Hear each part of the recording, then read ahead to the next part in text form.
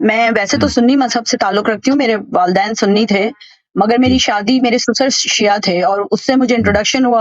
میں اہل بیت کے توسط سے فقہ جعفریہ کو فالو کرنا ہاں چاہتی اگر ہوں۔ طلاق میں اگر شہود نہ ہوں، عدل منکم قرآن کا آیا ہے سورہ طلاق میں کہ 2 شاہد ضروری ہے۔ فین طلاق کراتے ہیں بغیر شہود کے، اس کو کہتے ہیں صحیح ہے، اس میں وہ کہتے ہیں وہ طلاق ہو گئی، تو بھئی وہ طلاق ہی باطل ہے، وہ قرآن کے خلاف ہے۔ اس عورت کا شوہر ہے، تم اس کا نکاح کرتے ہو، اس کی طلاق ہی نہیں ہوئی، تم اس کا شوہر کرتے ہو دوسرے مرد کے ساتھ، پھر اس کے بچے پیدا ہو جاتے ہیں، تو بھئی کتنے نسلیں تباہ ہو گئی ہیں۔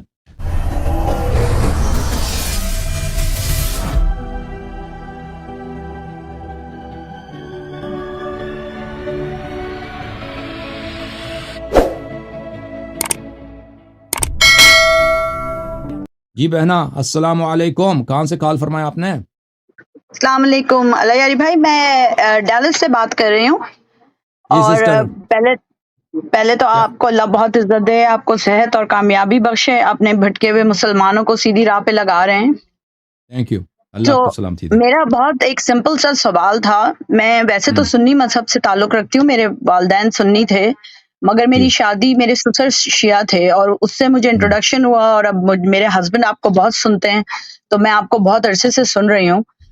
اب میں حج پہ جانا چاہتی ہوں، تو میں جب حج کے جو پروسیجرز ہیں میں انہیں پڑھنے کی کوشش کر رہی ہوں یا میں انہیں فالو کرنے کی کوشش کر رہی ہوں، تو آپ جانتے ہیں کہ ہر فقہ میں کوئی نہ کوئی ہم، ڈفرینسز ہیں۔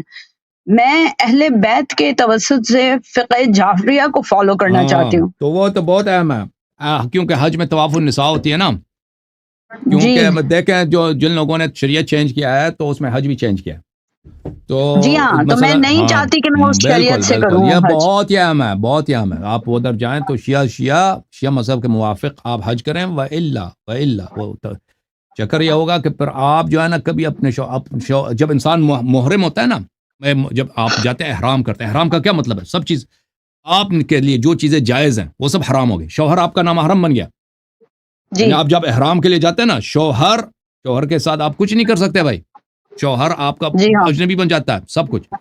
یہ اس سے کیسے واپس نکلتے ہیں؟ اس کے لیے طواف النساء ہوتی ہے، طواف النساء کرنا پڑتا ہے، طواف النساء کریں گے، اس کے بعد یہ جو ہے محل ہو جائیں گے، اس کے بعد آپ کے لیے جائز ہے۔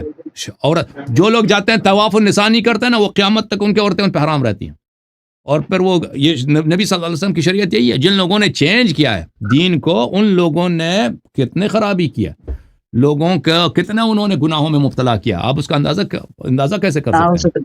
ہم، جیسے طلاق ہے، تو مثلا کوئی طلاق، اب یہ ایک طلاق ثلاث ایک مجلس میں، یہ ہے طلاق باطل ہے، ایک طلاق ہے، یہ ایک طلاق ہے۔ طلاق میں اگر شہود نہ ہوں، وشہدوا ذوی عدل منکم قرآن کا آیا ہے سورہ طلاق میں کہ 2 شاہد ضروری ہے۔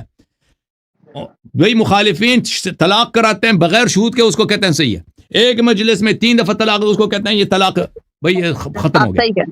طہر کے حالت، سنت کا طلاق کیا کہ طہر کی حالت میں ہو، طہر کی حالت ہے نا بھی، وہ حیض میں وہ کہتے ہیں وہ طلاق ہو گئی، تو بھئی وہ طلاق ہی باطل ہے، وہ قرآن کے خلاف ہے۔ تو جس عورت کا شوہر ہے، تم اس کا نکاح کرتے ہو، اس کی طلاق ہی نہیں ہوئی، تم اس کا شوہر کرتے ہو دوسرے مرد کے ساتھ، پھر اس کے بچے پیدا ہو جاتے ہیں، تو بھئی کتنے نسلیں تباہ ہو گئی ہیں۔ اس کا اللہ حساب جانتا ہے، اس کا اندازہ کوئی کر ہی نہیں سکتا کہ جن لوگوں نے شریعت چینج کیا ہے نا، ان کے کرتوت کیا ہیں وہ اللہ ہی جانتا ہے بھائی۔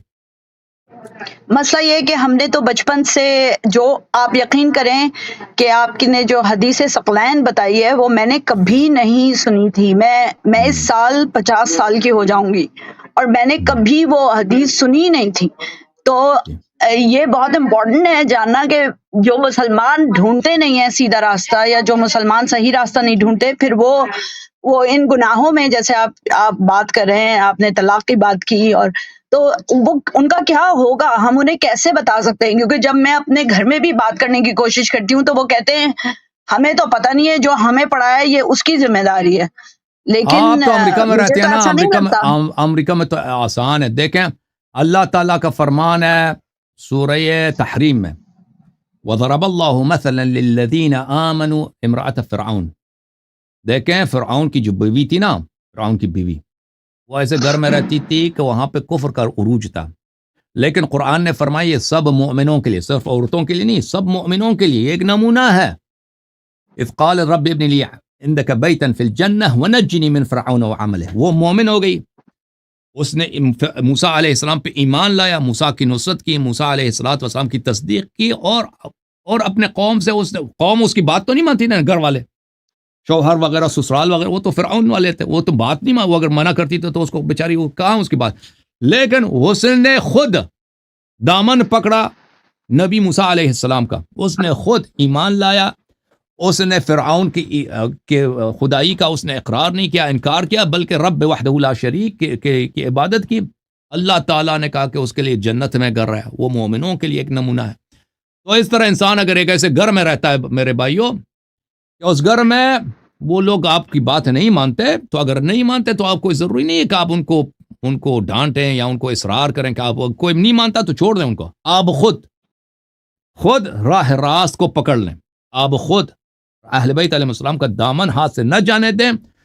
اگر گھر والے مانتے ہیں تو ان کی نجات ہے, نہیں مانتے تو کم از کم آپ جو ہے نا قیامت کے دن آپ اللہ کے سامنے سرخرو, آپ اہل نجات ہے. ہو سکتا ہے آپ کو اللہ اجازت دے کہ ان کی شفاعت کریں, ہو سکتا ہے کہ بھئی آپ گھر والے جو دنیا میں بہت سارے لوگ ہوتے ہیں پرواہ نہیں ہوتی نا ان کو, وہ دنیائی معاملات میں جاب پہ جاتے ہیں, آتے ہیں, کام پہ جاتے ہیں, پیسہ اتنا بھئی بل دے دو, یہ بلز آ گئے, ان کا خرچہ کتنا بنتا ہے, وہ سارا دھیان اس طرف ہوتا ہے, دنیا کی طرف ہوتی ہے نا, دین کی طرف نہیں ہوتی. بہت سارے ہو سکتا ہے اللہ تعالیٰ ان کی نجات کا ذریعہ آپ کو بنا دے کہ قیامت کے دن آپ کی شفاعت کریں, ان کو نجات دیں, ٹھیک ہے نا. تو ہر انسان کو کوشش کرنی چاہیے کہ اہل بیت علیہم الصلوۃ والسلام کا دامن ہاتھ سے نہ جانے دے. تھینک یو میری بہن, اللہ آپ کو سلامتی دے. بھائی مجھے صرف لاسٹ جو میرا مین کوسچن تھا وہ یہ تھا کہ آپ کوئی مجھے بک ریکمینڈ کریں گے کہ جو مجھے صحیح فقہ کے اوپر, کیونکہ میں مراجع اور ان لوگوں کو جانتی بھی نہیں ہوں, میں ظاہر امریکہ میں رہتی ہوں, جاب بھی کرتی ہوں, تو مجھے کوئی ایسی بک مل جائے جس میں فقہ جعفریہ کا.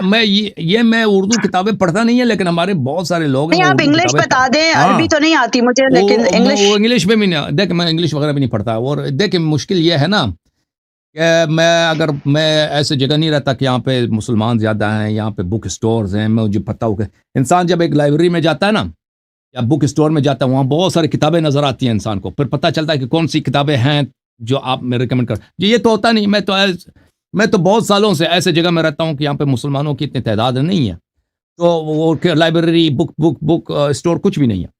تو عرض یہ ہے پھر آپ مجھے آپ سن لیں تو لیکن آپ واٹس ایپ گروپ ہے ہمارا نا, وہ وہاں پہ بہنیں بھی ہیں, لیڈیز, حسن اللہ یاری لیڈیز کوئی گروپ ہے, میں اس میں خود شامل نہیں ہوں, اس میں سسٹرز بہت ہیں, تو ان کے پاس PDF میں بہت ساری کتابیں ہیں, اردو میں, انگلش میں. ہاں وہاں پہ آپ آ جائیں.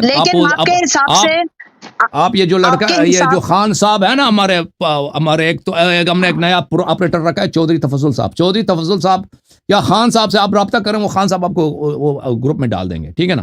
اچھا ٹھیک ہے. اچھا لاسٹ میرا کوشچن یہ, تو اگر آپ سے میں یہ پوچھوں کہ حج میں بہت ساری چیزیں کامن ہوں گی جو کہ سب فقہ میں کامن ہوں گی, لیکن کوئی ایک, جیسے آپ نے مجھے کہا طواف النساء بہت امپورٹنٹ ہے, اس کے علاوہ کچھ میں میک شور کروں کہ میں نہ کروں جو سنی مذہب میں بہت کامن ہے لیکن وہ ہے نہیں. تو زیادہ سے زیادہ اہم جو ہے وہی طواف النساء ہے. باقی جو اعمال بہت کامن ہے, حج میں اعمال کامن ہے. اچھا, لیکن وہ اس میں جو ایگزیکٹ جو چیزیں نا وہ آپ کو کتاب میں ملیں گی, کیونکہ مجھے نہیں معلوم کہ جماعت مخالفین کیا اعمال انجام دیتے ہیں حج میں, وہ مجھے تفصیل سے نہیں معلوم. ٹھیک ہے, بہت شکریہ, آپ کو بہت جزا دے. تھینک یو, اللہ حافظ. Thank you.